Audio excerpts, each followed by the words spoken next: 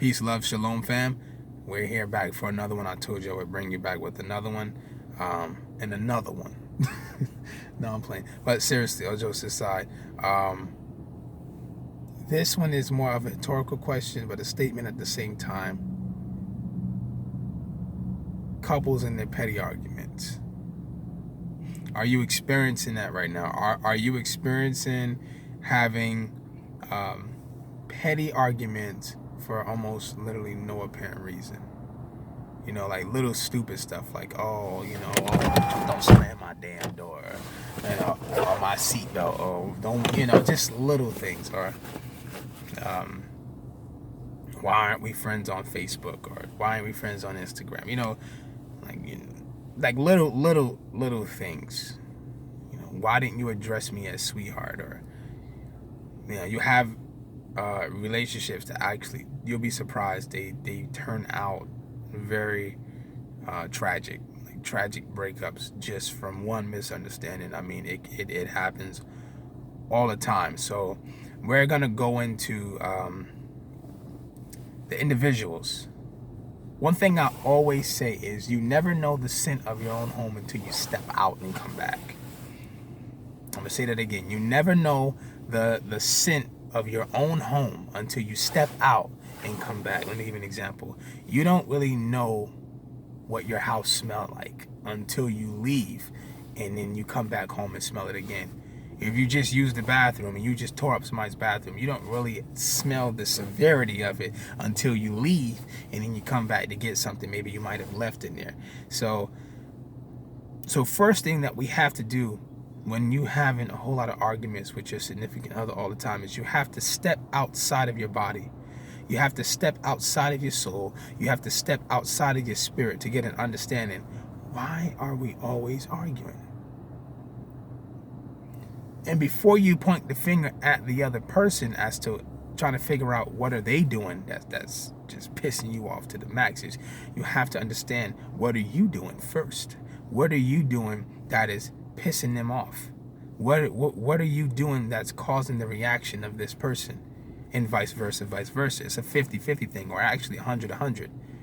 One person gives 100%, the other one gives 100%. In a lot of cases, a lot of situations, we're not doing such. We're not doing thus just that.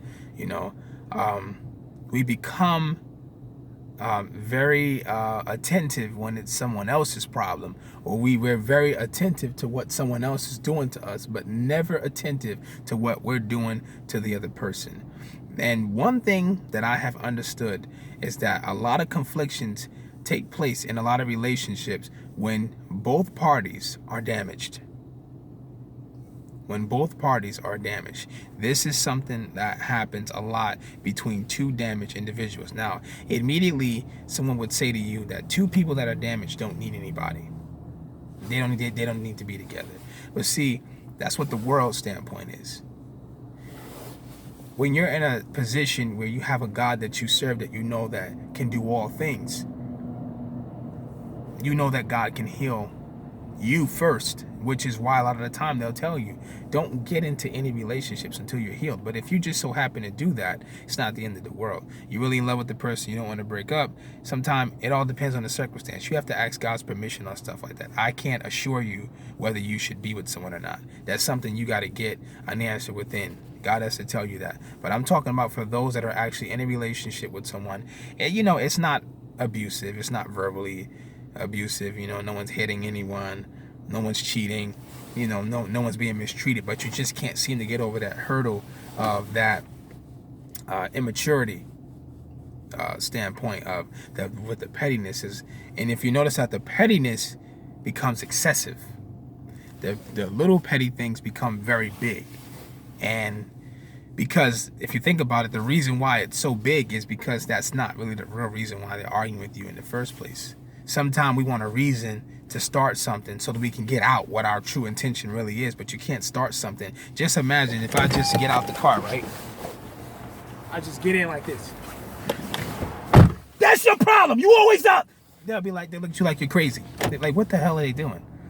But so sometimes you want to kind of like throw a jab out there for them to throw one back, so you'll have a reason to give the uppercut, if that makes sense. So let's just get right into it. I already spent 5 minutes giving all these damn analogies, but let's get right into it. Okay, so basically what I'm saying to you is this.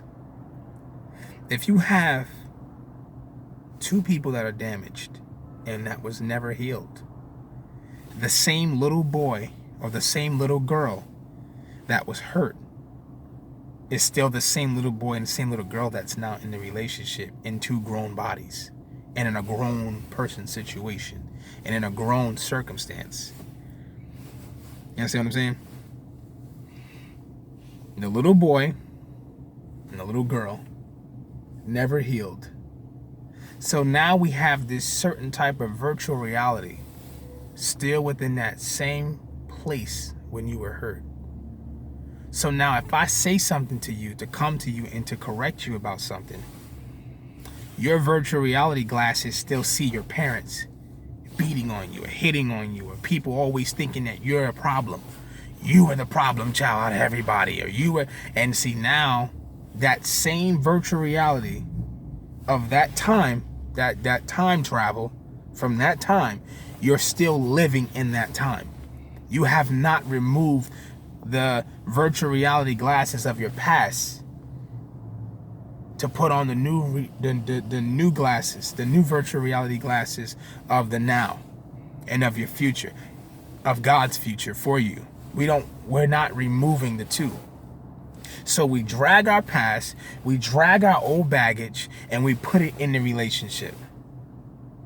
We put it right there in the relationship, and now you're not even arguing about stuff that makes sense anymore. You're just arguing just because you feel like it. So, and if in your past, people always made you feel like you were nothing, you were nobody, you know, and somebody's just coming to you just to give you, you know, some advice about something, or and now, and from your virtual reality standpoint, is they're trying to compete against me, they're trying to hurt me, they're trying to harm me, they're trying to bash me down. And that's not always the case, because see why? I have not removed the virtual reality glasses of my past to put on the new virtual reality glasses of my future and now, of God's plan for my life. And so in a lot of cases, we tend to continue in this path from our past, because the little boy in us and the little girl in us was never healed. If you have a woman that's been abused in her past, and she's in a relationship with you, she don't mean to do it, but she still hates the person that did what they did to her. So now she unconsciously sees you as the same figure and hate you. Like I always say, when you got women that are not submissive, that are always fighting, that always want to be alpha over the man, they don't hate you. They hate their fathers. They don't hate you. They hate their uncles. They hate the men in their family, or whatever man did, whatever they did to them, because that man is that symbol. The man is the symbol of whatever was done to them. The man was the symbol of whatever was done to them. For me, I had a problem with women for a long time. Not as far as dating them, because everybody knew I used to love women. So that wasn't a problem. But I had a certain problem and issue with women, because when I was younger, I was abused by women. You know, when I was younger, I was bullied. That's what I mean by saying abused. I was bullied. You know, a woman can hit me or sneeze in my face on purpose, and there was nothing I can do about it. You know, it was a woman that would humiliate me in front of the entire class, or that would always try to humiliate me in front of people. So that stores up anger now. You know, so now here comes rage. You know, from being bullied in school in general. I've always been bullied, always had to fight my way out of situations. So when I got older, I became more powerful. And now it's like, yeah, now I'm that dog now. I know martial arts now. Who wants a problem with me? And it turned me into a monster, because that little boy in me wasn't healed. We are in an era full of an undeveloped generation. We're in an era full of an undeveloped generation. We're in an era of a generation of people that are not developed. We're undeveloped. We're unhealed. Some of us are untaught. Some of us have a lack of understanding. Some of us are still in bondage, in mental bondage of what our parents taught us, and thinking that that's the way to be, when that's not always the case. What does God say even in His Word? Take off the old man, put on the new. Take off the old man and put on the new. A lot of us still are unhealed from our past. A lot of us hate our fathers. We hate our mothers. We hate our past significant others, our siblings.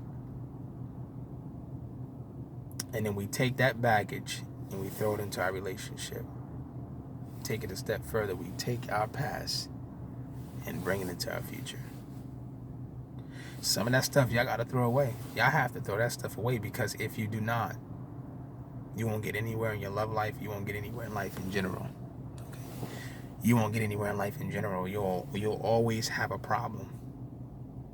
You'll leave one relationship, get to the next, and go right back in the same situation you was before. I'm talking in experience.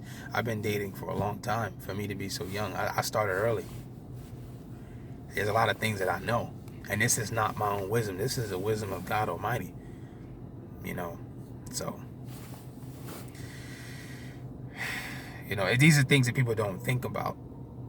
When you're undeveloped, you're unhealed, you're bound, you bring all that baggage into your relationship. And a lot of the time, we don't take that time to come before the throne of God to say, Lord, here am I. We don't acknowledge our wrongdoing. That's one problem that is being taught. You self-teach yourself unresponsibility sometimes. You don't want to be responsible to what it is that you're doing or what you're causing. You have to be responsible at all times. It's a must. You must take responsibility. If you're wrong, correct it. And you know you're wrong, correct it. Don't walk around like everybody's supposed to just accept it, and you want to sit in your stinking virtual reality. Because what's going to happen is, eventually, the battery's going to die to those glasses of your past. And then you're going to wind up killing yourself. It's going to be a self-destruction, first spiritually, and then sometimes it even manifests itself physically. The petty arguments got to stop. It has to stop, because that can get so excessive to where it can actually cause breakups amongst people. It can cause people to start hating each other. Seriously, then you start storing up pride to one another, and things become a competition between you two. Then there's no longer any unity between you two anymore. Now you're always fighting. It happens, man. It happens. So I hope that you learned something from this video here. I want to start going YouTube live, but I need more fans before I can start doing that. I do see the ones that are faithfully watching. I appreciate you, though, because even the little number that I have that are watching. I mean, my YouTube goes by spells. Sometimes it's a ton of people watching, and other times ain't nobody watching but 3 people. But if it's just 2 people that I can help, my mission is complete on this planet. So I'm more than happy about that. And peace, love, shalom. If anything else comes to me, I'll turn the camera back on. I love you all. I really do. Peace.